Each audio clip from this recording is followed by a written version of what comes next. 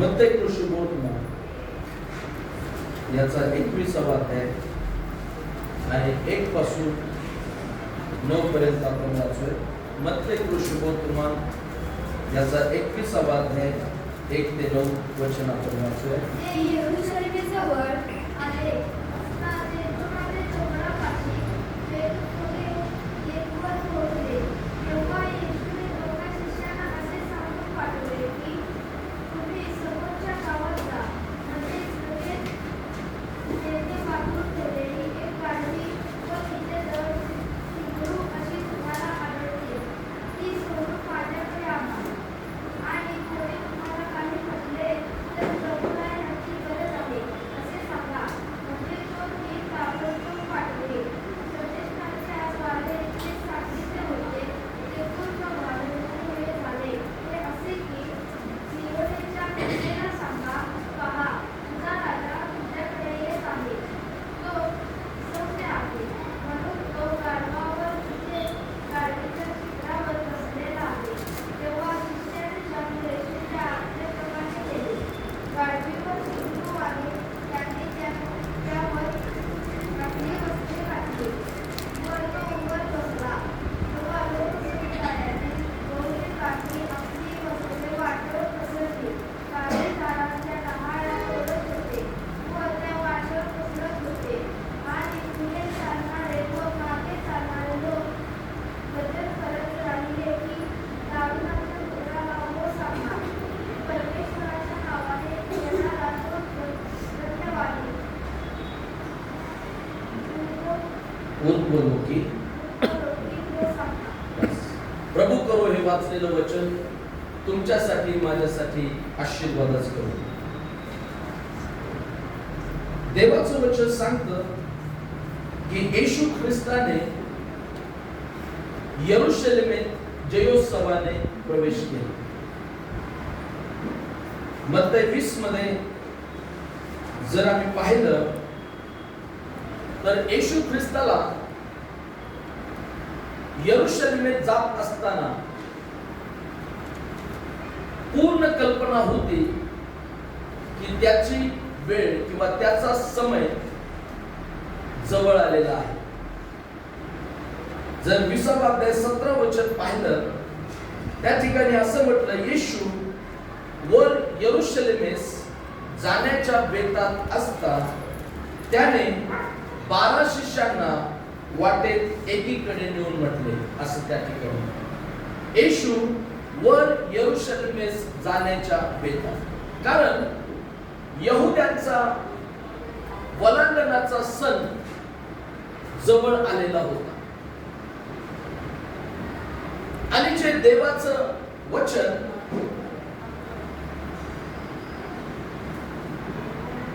सांगण्यात आलेलं होतं ते पूर्ण होण्याची वेळ आणि समय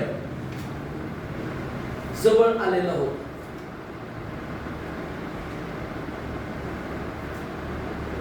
त्याचं कारण आहे की इस्रायल लोक मसीहाची वाट पाहत होते. मसीहा देवाने दाविदाला वचन दिलं की माझ्या सेवका दाविदा तुझं सिंहासन मी कायमचं स्थापन करीत आहे. आणि मग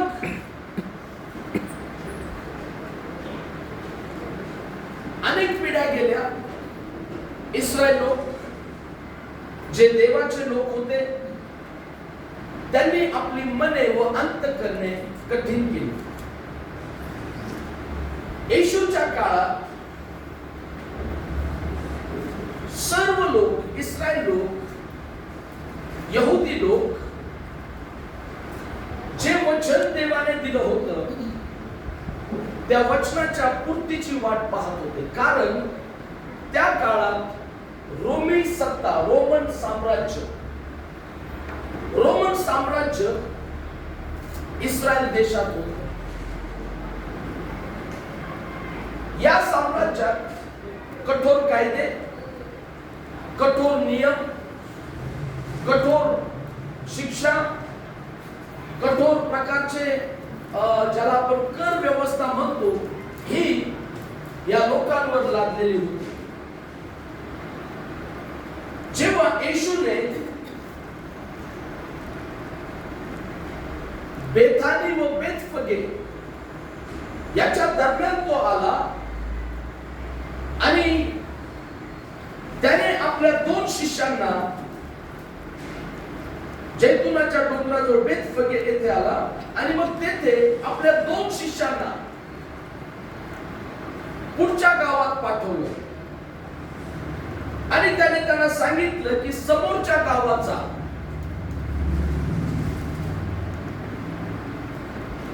म्हणजे लगेच तेथे बांधून ठेवलेली एक गाढवी व तिच्या जवळ शिंगरू अशी तुम्हाला आढळतील, ती सोडून माझ्याकडे आणा.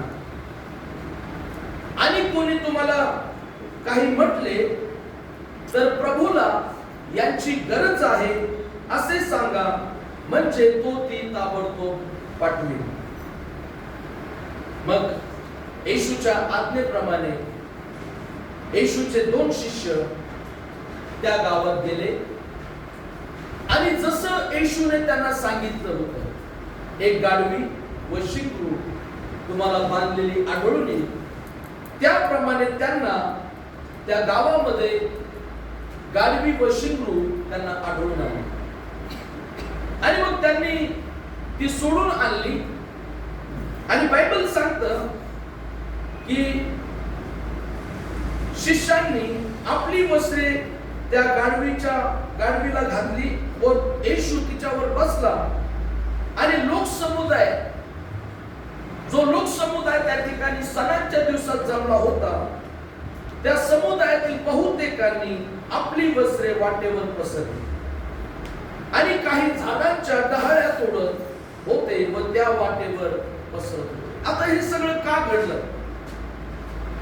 मी मगाशी सांगितलं की इस्रायल लोक दाविदाच्या घराण्यातून जो मुक्तीदाता येणार आहे, म्हणजे जो राजा, ते एका राजाची अपेक्षा करत होते, राजाची वाट पाहत होते. आणि त्यांना हा राजा कसा येणार आहे याची खूण देवाने शेकडो वर्षे आधी एका संदेशाच्या द्वारे देऊन ठेवलेली होती. ती खूण काय होती पहा. जकर्याचं पुस्तक 9 अध्याय 9 वचन. जकर्या 9:9. सियोन कन्ये जोराने आनंदाचा गजर कर, यरूशलेम कन्ये गजर कर, पहा तुझा राजा तुझ्याकडे येत आहे. कोण येत आहे? यरूशलेमे, सियोन कन्ये, तुझा राजा तुझ्याकडे येत आहे. तो न्यायी व त्याच्या ठाई तारण आहे. म्हणजे सुटका, मुक्ती ही त्याच्या ठाई आहे. तो लीन आहे गाढवावर, गाढवीच्या पिलावर, म्हणजे शिंगरावर बसून येत आहे. हालेलुया. समजताय? जेव्हा येशू ख्रिस्त गाढवीच्या शिंगरावर बसला तेव्हा सर्व लोकांना ही भविष्यवाणी आठवली. जकर्याच्या द्वारे देवाने दिलेली भविष्यवाणी. सियोन कन्ये असं म्हणतात, यरूशलेम कन्ये आनंदाने मोठ्याने गजर कर, कारण तो राजा येत आहे. पण तो राजा कसा येणार आहे?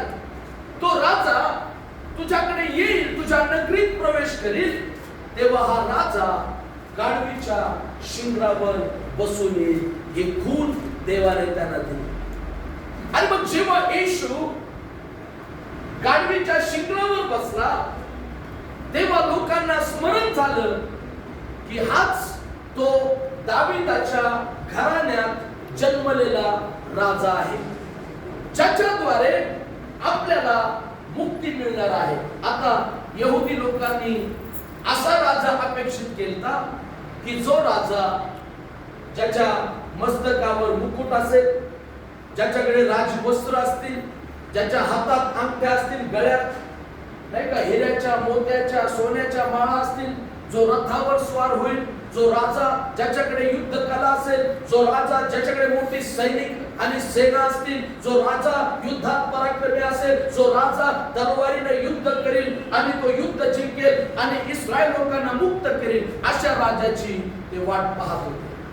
पण येशू त्याचं येणं हे वेगळ्या दृष्टिकोनातून होतं. येशूचं येणं हे आध्यात्मिक रित्या जो मनुष्य पापामुळे देवाच्या गौरवाला परावलंबी झाला असा मनुष्य वाचवावा म्हणून येशू ख्रिस्त या प्रकारे जात होता हे यहुदी लोकांना माहित होतं. पण त्यांना समजलं की हा तो राजा आहे, जो राजा जयोत्सवाने यरूशलेमेत जात आहे. आणि मग त्या लोकांनी आपली वस्त्र वाटेवर पसरली, झाडांच्या डहाळ्या तोडल्या आणि त्या डहाळ्याही वाटेवर पसरल्या. रस्त्याच्या दुतर्फा त्याच्या मागे त्याच्या पुढे लोक नाचत आणि मोठमोठ्याने गजर करत चालू लागले आणि म्हणू लागले, दाविदाच्या पुत्राला होसन्ना, परमेश्वराच्या नावाने येणारा धन्यवादित आणि ऊर्ध्वलोकी होसन्ना. हालेलुया. का येशूने यरूशलेमेत जयोत्सवाने प्रवेश केला? माझा विषय आहे, का येशूने यरूशलेमेत जयोत्सवाने प्रवेश केला? त्याचं कारण आहे, एकच कारण मी सांगणार आहे. येशूने यरूशलेमेत जयोत्सवाने का प्रवेश केला? कारण तो सर्वसमर्थ देव आहे हे प्रकट करण्यासाठी त्याने यरूशलेमेत जयोत्सवाने प्रवेश केला. हालेलुया. येशू सर्वसमर्थ देव आहे. कसा देव आहे? सर्वसमर्थ देव आहे हे प्रकट करण्यासाठी येशू जयोत्सवाने यरूशलेमेत गेले. सर्वसमर्थ देव. किती लोकांना खात्री आहे येशू सर्वसमर्थ देव आहे?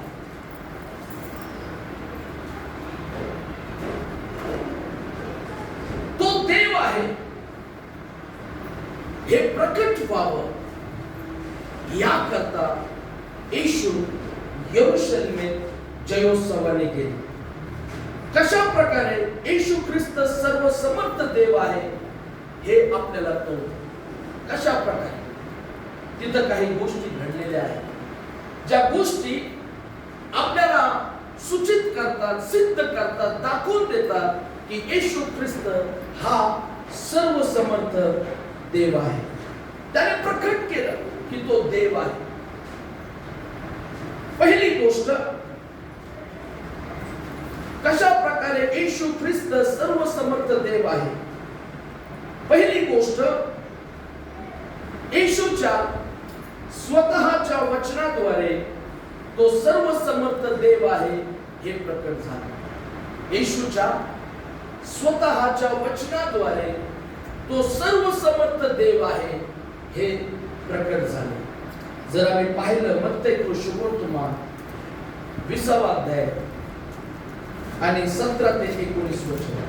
येशूवर यरूशलेमेस जाण्याच्या बेतात असता, येशूवर यरूशलेमेस जाण्याच्या बेतात असता त्याने 12 शिष्यांना वाटेत एकीकडे नेऊन म्हटले, पहा आपण वर यरूशलेमेत जात आहोत आणि मनुष्याच्या पुत्राला मुख्य याजकांच्या व शास्त्र्यांच्या हाती धरून देण्यात येईल.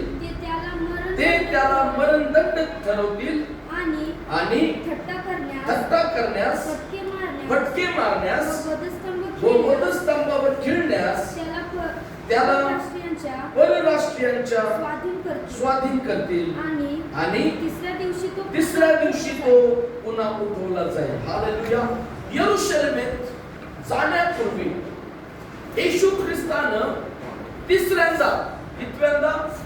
तिसऱ्यांदा त्याच्या मृत्यूबद्दल आपल्या शिष्यांबरोबर भाष्य केलेलं दिसतं. म्हणजे त्याने सांगितलं. येशू बोलला म्हणजेच काय झालं? येशू त्याचं वचन, त्याचा शब्द बोल की मी सांगतो त्याप्रमाणे घडणार आहे. आणि म्हणून बायबल सांगतं येशू वर यरूशलेमेत जाण्याच्या बेतात असताना त्याने आपल्या 12 शिष्यांना वाटेत एकीकडे नेऊन म्हटले की पहा, आपण आता वर जात आहोत. माझी वचनं ऐका. येशू म्हणतो माझी वचनं लक्षात ठेवा. आपण वर जात आहोत, यरूशलेमेत जात आहोत आणि मनुष्याच्या पुत्राला मुख्य याजकांच्या, शास्त्र्यांच्या हाती धरून देण्यात येईल.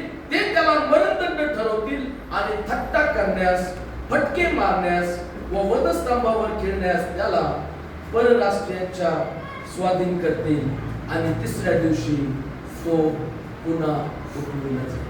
हे घडलं का? नंतर घडलं का?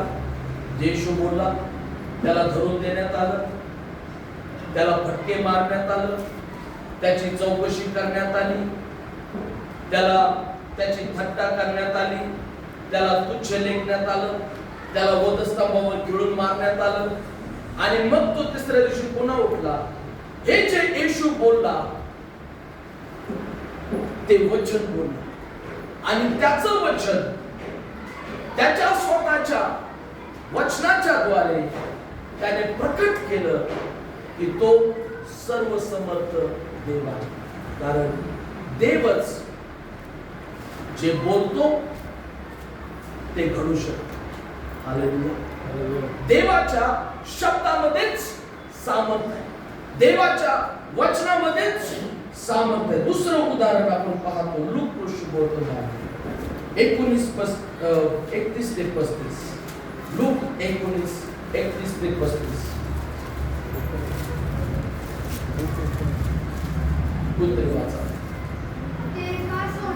ते का सोडता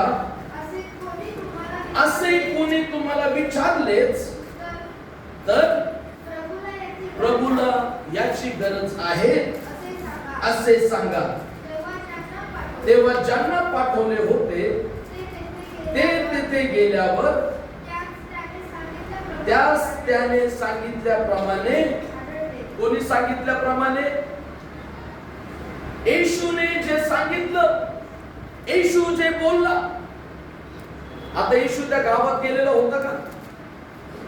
आधी पाहून आलता, हा इथं गाडवी आहे, शिंगरू आहे, कोपऱ्यातलं ते घर आहे, तिथं अमुक झाड आहे आणि मग तिथं आधी तो पाहून आला, मग शिष्याला पाठवलं, घर मालकाला आधीच पटवून ठेवलं नाही का, मालक दादा मला थोडा वेळ तुमची गाडवी शिकवू द्या, माझे माणसं येतील त्यांना द्या. येशू तिथं गेलेला नव्हता, पण येशू हा देव आहे आणि त्याला ऑलरेडी माहित होतं की तिथं काय आहे. आणि म्हणून त्याच्या 2 शिष्यांना जेव्हा त्याने पाठवलं की जाऊन ती गाढवी आणि ती शिंगरू माझ्याकडे सोडून आणा आणि जर तुम्हाला विचारलं तुम्ही का सोडता, त्यांना काय सांगा, प्रभूला याची गरज आहे. Hallelujah, hallelujah. आणि शास्त्र सांगतं ते तेथे गेल्यावर त्यांना त्याने सांगितल्याप्रमाणे आढळलं. आणि मग शिंगरू सोडताना धन्याने विचारलं त्या मालकानं, शिंगरू का सोडता? तेव्हा शिष्याने त्याला उत्तर दिलं, प्रभूला याची गरज. असं चालेल का? प्रभूला गरज. पण येशूचं वचन, येशूचं वचन तो यासाठी बोलला की माझं वचन सर्व काळ टिकणार आहे. माझं वचन कार्य केल्याशिवाय विफळ होऊन परत येत नाही. माझं वचन तुमच्यासाठी मी देत आहे हे प्रभू त्यांना सांगू इच्छितो. आणि म्हणून येशूच्या स्वतःच्या वचनाच्या द्वारे तो सर्व समर्थ देव आहे हे प्रकट झालं असं देवाचं वचन सांगतं. दुसरी गोष्ट, येशू ख्रिस्त सर्व समर्थ देव आहे कसं प्रकट झालं. दुसरी गोष्ट, येशूच्या सर्वज्ञानीपणाने ज्याला इंग्लिश मध्ये ओमनिशियन्स असं म्हटलेलं आहे. येशूच्या सर्वज्ञानीपणाने तो सर्व समर्थ देव आहे हे प्रकट झाले. हालेलुया. किती लोकांना माहित आहे की येशू सर्वज्ञानी आहे, सगळं जाणणार. बायबल सांगतं मत्तय 21:1 आणि 2 मध्ये, परत आपण वाचूया. मत्तय 21:1 आणि 2. ते यरूशलेम जवळ आले असता जैतुनाच्या डोंगरापाशी बेतफगे येथवर पोहोचले. तेव्हा येशूने दोघा शिष्यांना असे सांगून पाठवले की तुम्ही समोरच्या गावात जा, म्हणजे लगेच तेथे बांधून ठेवलेली एक गाढवी व तिच्या जवळ शिंगरू अशी तुम्हाला आढळतील, ती सोडून माझ्याकडे आणा. मार्क शुभवर्तमान 11 अध्याय 2 वचन. मार्क 11:2. समोरच्या गावात जा, त्या जाताच तुम्हाला एक शिंगरू बांधलेले आढळेल, त्याच्यावर कोणी कधीच बसले नाही, ते सोडून आणा. येशूला कसं माहिती की तिथं एक गाढवी आहे, तिचं शिंगरू आहे आणि त्या गाढवीवर, त्या गाढवीच्या शिंगरावर कधीच कोणी बसलेलं नाही. कारण येशू ख्रिस्त हा सर्वज्ञानी आहे, म्हणजे सगळं काही जाणणारा. जर त्याला त्या गावात बांधलेली गाढवी आणि तिच्या शिंगराचा जर इतिहास माहिती आहे, तर प्रियानो त्या प्रभूला तुमच्या आणि माझ्या जीवनातील प्रत्येक परिस्थिती माहिती आहे. कारण तो सर्वज्ञानी, सर्व समर्थ असा तो देव आहे. तिसरी गोष्ट, कशा प्रकारे येशू ख्रिस्त हा सर्व समर्थ देव आहे हे प्रकट झाले. तिसरी गोष्ट, येशूने केलेल्या चमत्कारांच्या द्वारे तो सर्व समर्थ देव आहे हे प्रकट झाले. Hallelujah, praise the Lord. पहिली गोष्ट, येशूच्या स्वतःच्या वचनाने तो सर्व समर्थ देव आहे हे प्रकट झालं. येशूच्या सर्वज्ञानीपणाने तो सर्व समर्थ देव आहे हे प्रकट झालं. तिसरी गोष्ट, येशूने केलेल्या चमत्कारांनी तो सर्व समर्थ देव आहे हे प्रकट झाले. कसं झालं चमत्कार? येशूने यरूशलेमेत प्रवेश करण्यापूर्वी आणि प्रवेश केल्यानंतर काही चमत्कार केले, अनेक केले, पण थोडे मी आपल्याला सांगू इच्छितो की ज्यामुळे आपल्याला समजेल की तो सर्व समर्थ देव कसा आहे. पहिला चमत्कार येशूने यरूशलेमेत येण्यापूर्वी केला. तो चमत्कार योहान 11 मध्ये आपल्याला पाहायला मिळतो. योहान शुभवर्तमान 11 अध्याय, उघडायची गरज नाही. 11व्या अध्यायात योहान 11 मध्ये मार्था आणि मरिया आणि त्यांचा एक प्रिय भाऊ लाजर होता. एकच भाऊ. ते बेथानी या गावचे रहिवासी होते. आणि एक दिवस लाजर आजारी पडला आणि नंतर तो मरण पावला असं बायबल सांगते. येशू तिथं नव्हता. आणि मग चौथ्या दिवशी तिथे येशू गेला आणि लाजराच्या कबरेवरची धोंड बाजूला करायला लावली. बरोबर आहे? आणि मग येशूनं ती धोंड बाजूला करायला लावल्यावर खूप विरोध झाला. लोकांनी त्याचा न्याय केला, त्याची थट्टा केली. ते बोलू लागले की तो मरून 4 दिवस होत आले, त्याचं देह, त्याचं प्रेत कुजला असेल, दुर्गंधी येत असेल, हा कशाला धोंड बाजूला करायला लावत आहे.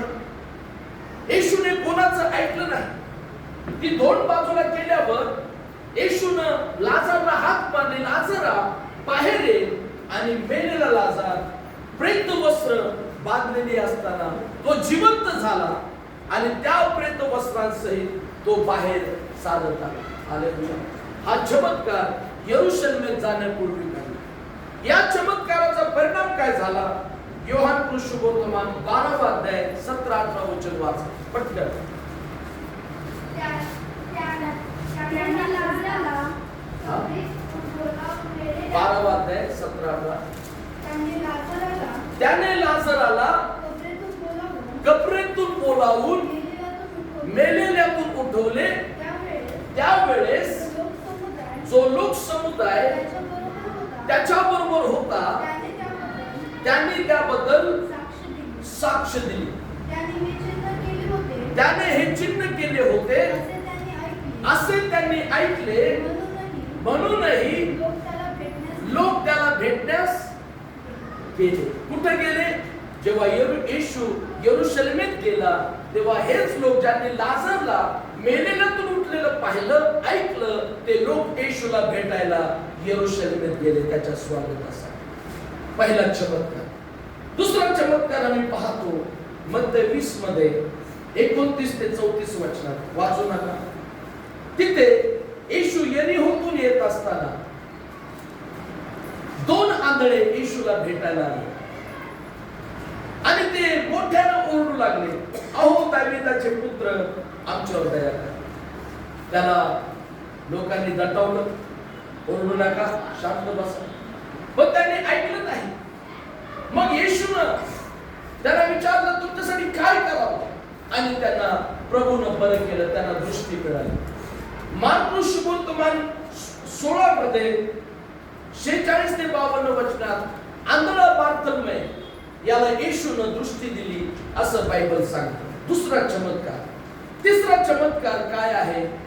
जेव्हा येशू यरूशलेमेत जयोत्सवाने आला त्यापूर्वी त्याने शिष्यांना सांगितलं की पुढच्या गावात गाढवी आणि गाढवीचं शिंगरू बांधलेली तुम्हाला आढळून. हा चमत्कार आहे. असं कधी कोणी सांगितलं तुम्हाला? आणि जर सांगितलं ना, असं घडलं, तुम्हाला धक्का बसेल की ह्या मनुष्याला हे इतकं कसं माहिती? त्या शिष्यांना आश्चर्य वाटलं असेल, त्यांना नवल वाटलं असेल की प्रभूला त्या पुढच्या गावात असलेलं गाढवी आणि शिंगरू माहिती ते बांधलेलं आहे आणि त्यांना सोडून आणण्यासाठी आम्हाला पाठवलं आहे. तिसरा चमत्कार. गाढवी आणि शिंगरू पुढच्या गावात त्यांना आढळून आलं. मत्ती 21 1 ते 7, मार्क 11 1 ते 6, लूक 19 28 ते 35. प्रत्येक शुभवर्तमानात त्या चमत्काराचा उल्लेख. येशू जेव्हा यरूशलेमेत जयोत्सवाने गेला, चौथा चमत्कार, तेव्हा तो देवाच्या मंदिरात गेला, जे मंदिर शमूनाने बांधलेले होते. त्या मंदिरात, जे मंदिर प्रार्थनेचं घर आहे, जे ठिकाण जिथं प्रार्थना व्हायला पाहिजे, जिथं देवाची स्तुती झाली पाहिजे, जिथं देवाचं वचन लोकांनी ऐकलं पाहिजे, त्या मंदिरात बायबल सांगतं क्रय विक्रय चालू होतं. म्हणजेच तिथं व्यापार चालू होता. देवाच्या मंदिरात ठिकठिकाणी लोकांनी आपले स्टॉल लावलेले होते. कोणी शेरड विकत होतं, मेंढर विकत होतं, कोणी कोंबड्या विकत होतं, कोणी कबूतर विकत होतं. काय काय चालू होतं, भरपूर गोष्टी तिथं चालू होतं. येशूनं ते सगळं उधळून लावलं. त्या सगळ्यांना देवाच्या मंदिरातून बाहेर काढलं आणि येशू म्हणतो की हे माझ्या बापाचं घर आहे आणि याला प्रार्थनेचं घर बनतील असं म्हणण्यात आले. आणि मग त्याच ठिकाणी मत्ती 21:14 प्रमाणे बायबल सांगतं, मग आंधळे मंदिरात येशूनं साफ केल्यानंतर काय झालं? मग आंधळे व लंगडे त्याच्याकडे मंदिरात आले आणि त्यांना त्याने बरे केले. हालेलुया. येशू जर देव नसता, त्याच्या काही सामर्थ्य नसतं, तो सर्वसमर्थ नसता, एवढे चमत्कार झाले नसते. हे फक्त छोटी लिस्ट आहे त्या चमत्कारांची. पुढे 5वा चमत्कार आम्ही पाहतो. जेव्हा येशू जात होता आणि त्याला भूक लागली आणि त्याला एक अंजिराचं झाड दिसलं. त्याला वाटलं त्या अंजिराच्या झाडाला फळ असेल. जाऊन पाहतो त्या झाडाला पानाशिवाय दुसरं काहीच नाही. येशूनं त्या झाडाला शाप दिला, या झाडाला परत कधीच फळ नाही. आणि बायबल सांगतं लागलीच ते अंजिराचं झाड पूर्णपणे सुकून गेलं. चमत्कार,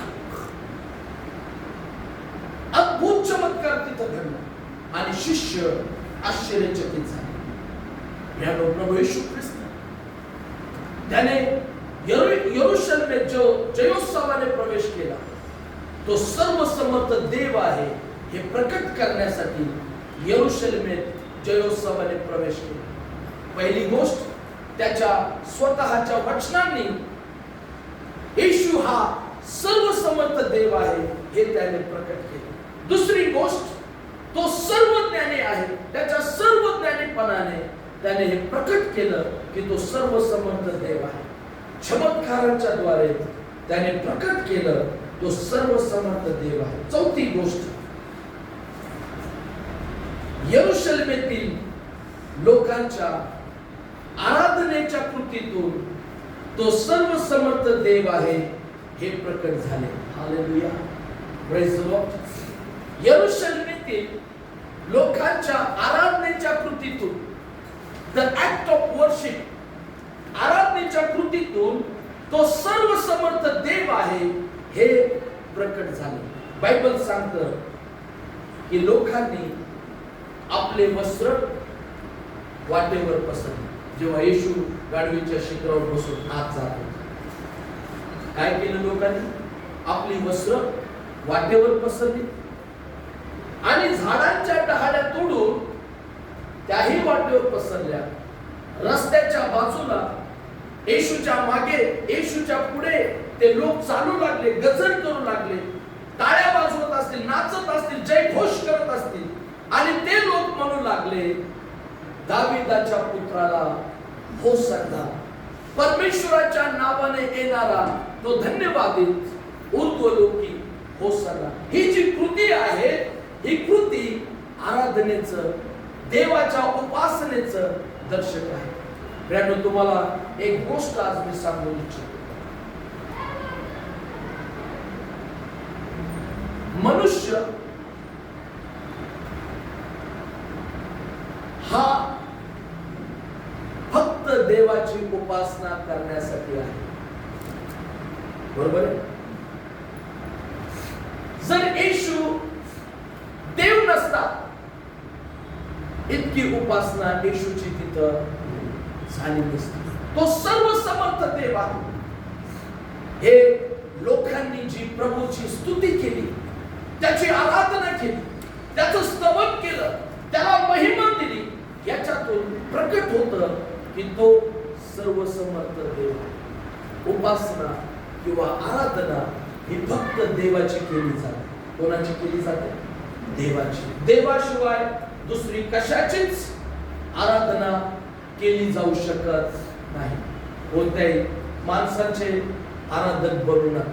पास्टर विकासचे आम्ही मंडळी आहोत असं कधीच म्हणू नका. आम्ही ख्रिस्ताची मंडळी आहोत. आम्ही त्या चर्चला जातो, आम्ही प्रभूची आराधना करायला जातो, कारण तोच त्या आराधनेस, त्या सन्मानास योग्य आहे. मत्ती 4 अध्याय 10व्या वचनात जेव्हा सैतान येशूला म्हणतो, येशूची परीक्षा होत होती 40 दिवस, तो उपवासात होता आणि देवाचं वचन सांगतं की त्याला भूक लागली. सैतानाला या गोंड्याची भाकर व्हावी अशी आज्ञा दिली. येशूने त्याला देवाच्या नियमशास्त्रातून उत्तर दिलं, मनुष्य केवळ भाकरीने नाही तर परमेश्वराच्या मुखातून येणाऱ्या वचनाने जगेल. मग सैतान बोलला, तू मला नमन कर म्हणजे माझी आराधना कर, माझी वर्शिप कर म्हणजे मी तुला हे सगळं देतो, बरोबर, सगळं वैभव देतो. आता येशू हा सर्वांचं निर्माण करताय. आकाश आणि पृथ्वी त्यातलं अवघड त्याने निर्माण केलं आणि सैतान त्याला म्हणतो हे सगळं वैभव मी तुला देतो, फक्त काय कर, मला नमन कर. म्हणजे ज्याचं आहे त्याला सैतान सांगतोय बघ तुला देतो मी. आणि मग येशूने सैतानाला काय उत्तर दिलं? वाचूया 4 अध्याय 10 वचन. येशू त्याला म्हणाला, तेव्हा येशू त्याला म्हणाला, अरे सैताना चालता हो, कारण असा शास्त्रलेख आहे की परमेश्वर तुझा देव ह्याला नमन कर व केवळ त्याचीच उपासना कर. यानो उपासना फक्त देवाची, कोणत्या वस्तूची नाही, कोणत्याही मानव निर्मित घडलेल्या गोष्टींची नाही. उपासना ही फक्त सदाजीवी जो परमेश्वर आहे, जो प्रभू येशू ख्रिस्त आहे, त्याचीच केवळ उपासना होते असं देवाचं वचन सांगतं. तू आपला देव परमेश्वर याला नमन कर व केवळ त्याचीच उपासना कर असं प्रभूने सैतानाला सांगितलं. जेव्हा इस्रायल लोक, यरूशलेमातले लोक येशूला उंच करत होते, गीत गात होते, टाळ्या धरून नाचत होते, जयोत्सव करत होते येशू बरोबर, तेव्हा ते प्रभूची उपासना करत होते. आणि हीच उपासना हे दर्शविते, प्रकट करते की येशू ख्रिस्त हा सर्वसमर्थ देव आहे. हालेलुया. बायबल सांगतं देव आत्मा आहे आणि त्याच्या उपासकांनी त्याची उपासना आत्म्याने व खरेपणाने करावी. पुढे आम्ही पाहतो शेवटची गोष्ट, येशू ख्रिस्त सर्वसमर्थ देव आहे कसं प्रकट होतं. 5वी गोष्ट, यरूशलेमकरांनी दिलेल्या साक्षीच्या द्वारे तो सर्वसमर्थ देव आहे हे प्रकट झाले. हालेलुया. यरूशलेमातल्या लोकांनी मोठ्या मोठ्याने, हळू पण नाही, एकमेकांना कानात पण सांगितलं नाही, त्यांनी मोठ्या मोठ्यानं आरोळी मारून, जय जयकार करून येशू ख्रिस्त हाच सर्वसमर्थ देव आहे याची घोषणा त्यांनी केली. कशी केली बघूया. मत्तई 21:9 वाचा. आणि पुढे चालणारे व मागे चालणारे लोक गजर करत राहिले की दाविदाच्या पुत्राला होसाना, परमेश्वराच्या नावाने येणारा तो धन्यवादित ऊर्ध्वलोकी होसाना. काय वाक्य वापरलं यरूशलेमातल्या लोकांनी? परमेश्वराच्या नावाने येणारा धन्यवाद. म्हणजेच त्यांनी जाहीर केलं की हाच प्रभू, हाच ख्रिस्त, हाच तारणारा आणि हाच सदाजीवी परमेश्वर आहे. त्यांनी साक्ष दिली आणि यरूशलेमकरांच्या या साक्षीच्या द्वारे हे प्रकट झालं की येशू ख्रिस्त हा सर्वसमर्थ देव आहे. एवढंच नाही तर देवाच्या वचनातही येशू ख्रिस्त कसा सर्वसमर्थ देव आहे हे नियमशास्त्रात आणि देवाच्या वचनात आपल्याला पाहायला मिळतं. यशायाचं पुस्तक 9 अध्याय 6 वचन काय सांगतो? यशाया 9:6. कारण आमच्यासाठी बाळ जन्मला आहे, आम्हाला पुत्र दिला आहे, त्याच्या खांद्यावर सत्ता राहील, त्याला अद्भुत मंत्री समर्थ देव. काय समर्थ देव? काय समर्थ देव? काय समर्थ देव? परत एकदा काय समर्थ देव? आवाजात काय समर्थ देव? त्याला समर्थ देव, सनातन पिता, शांतीचा अधिपती म्हणते. येशू ख्रिस्त जन्मलाय नव्हता, येशू ख्रिस्त कुमारिकेच्या द्वारे जगात आलाय नव्हता. त्यापूर्वी 700 वर्ष आधी, किती वर्ष?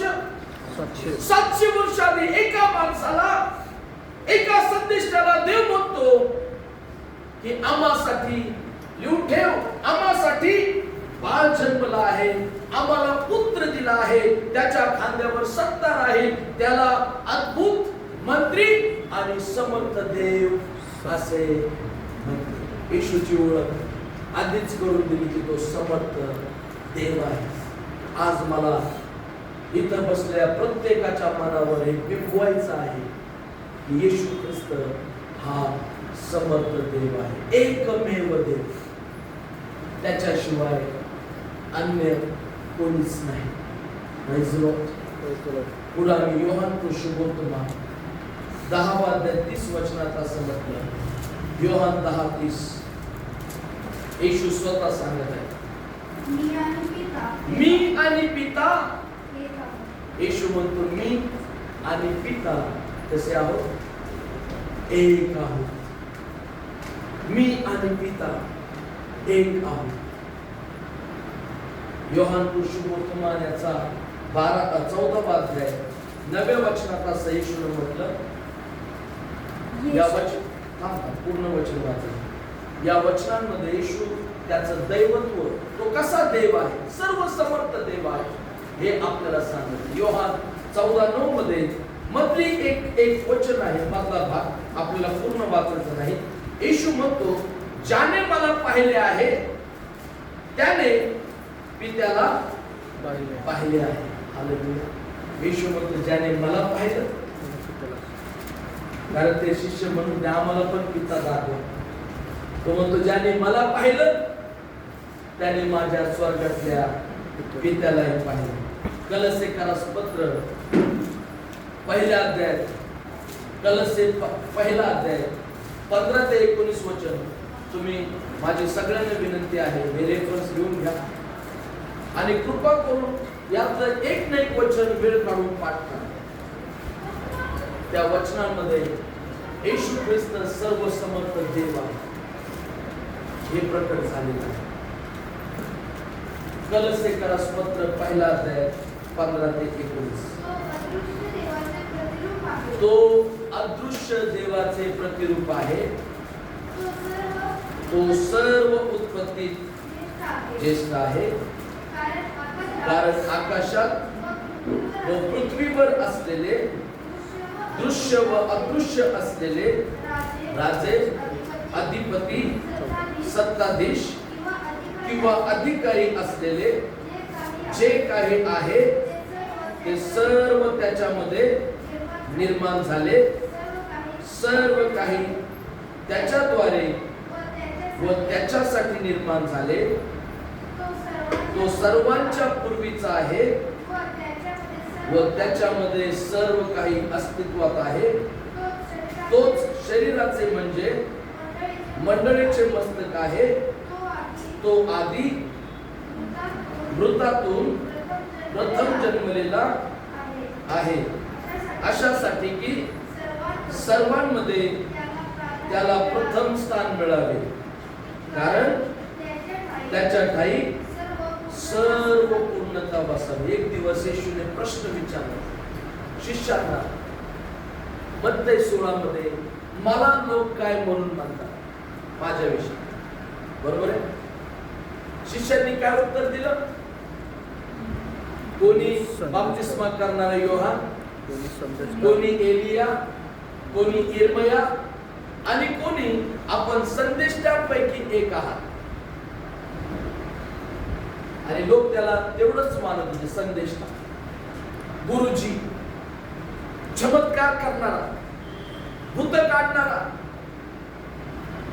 बंधन तोडणारा, दुष्टात्मे घालवणारा, चांगलं शिकवणारा, एवढीच येशूची ओळख होती. पण येशूची इच्छा काय आहे की तुम्ही आणि मी त्याला सर्व समर्थ देव म्हणून जाणार. पुढे वाचूयात आपण कलसेकरास पत्र 2 अध्याय 9 वचन. कारण ख्रिस्ताच्या ठाईच देवपणाची सर्व पूर्णता मूर्तिमान वसते. बायबल सांगतो ख्रिस्ताच्या ठाई देवपणाची सर्व पूर्णता मूर्तिमान वसते. पुढे तीताला पत्र दुसरा अध्याय 12 वचनात असं म्हटलं आहे, तितला पत्र 2:12 मध्ये, धन्य अशा प्राप्तीची म्हणजे आपला थोर देव व आपला तारणारा असा जो येशू ख्रिस्त त्याचा गौरव. इथं येशू बद्दल म्हटलं की धन्य धन्य अशा प्राप्तीची म्हणजेच आपला थोर देव व तारणारा असा जो येशू ख्रिस्त, त्याला देव असं म्हणतात. प्रभूला देव म्हटलं, थोर देव, महान असा देव. पुढे आम्ही रोमकरास पत्र याच्या 9 अध्याय 5 वचनात पाहतो. रोमकरास पत्र 9:5 मध्ये आम्ही पाहतो, महान पूर्वजही त्यांचे आहेत व त्यांच्यापासून देहदृष्ट्या ख्रिस्त आहे. तो सर्वांवर असून युगानुयुग धन्यवादित देव आहे. आमेन. काय म्हटलं पौलाने? युगानुयुग धन्यवादित देव आहे. येशू ख्रिस्त हा युगानुयुग, आत्ताचा नाही, हा युगानुयुग धन्यवादित असा देव आहे. आज देवाचा प्रश्न आपल्याला हाच आहे. हा जावळ्यांचा रविवार आपण साजरा करत असताना देवाचा हाच प्रश्न आहे की तुम्ही मला काय म्हणून म्हणता? जग म्हणतं की हा बप्तिस्मा करणारा योहान आहे, जग म्हणतं हा एलिया आहे, जग म्हणतं हा इर्मया आहे, जग म्हणतं हा संदेशांपैकी एक आहे, जग म्हणतं हा गुरु आहे, जग म्हणतं हा शिक्षक आहे, जग म्हणतं हा रोग बरं करणारा एक कोणीतरी बाबा आहे, कोणीतरी महाराज आहे, जग म्हणतं की हा कोणीतरी भूत काढणारा, भूत विद्या असलेला, भूत काढणारा असा व्यक्ती आहे. परंतु प्रियानो, आज देवाच्या मंडळीला देवाचा आत्मा हा प्रश्न विचारित आहे की तुम्ही येशूला काय म्हणून पाहता? असंच पाहता का? बरेच लोक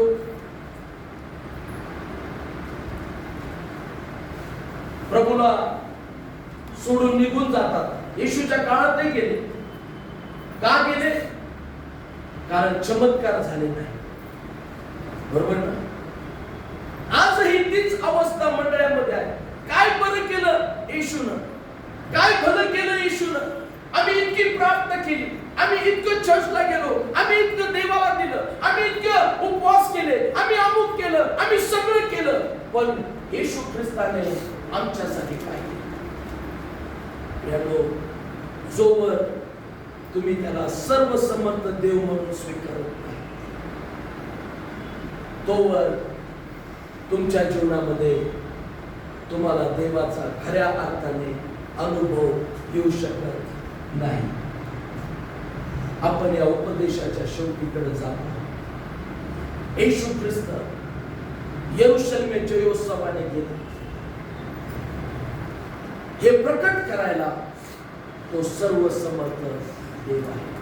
आज रात्री इथून जाताना या खात्रीनं जा की येशू ख्रिस्त सर्वसमर्थ देव आहे, एकमेव प्रभू आहे. त्याच्या खेरीज, त्याच्या आधी आणि त्याच्यानंतरही कोणीच नाही. कारण देवाच्या वचनात हे सांगितलेलं आहे की तो देव आहे, तो युगानुयुगीचा धन्यवादित देव आहे. आणि म्हणून आम्हीही त्याला सर्वसमर्थ देवाचा दर्जा आमच्या जीवनामध्ये देणं गरजेचं आहे. आज आम्ही पाहिलं, येशूने त्याच्या स्वतःच्या वचनांनी हे प्रकट केलं, तो सर्वसमर्थ देव.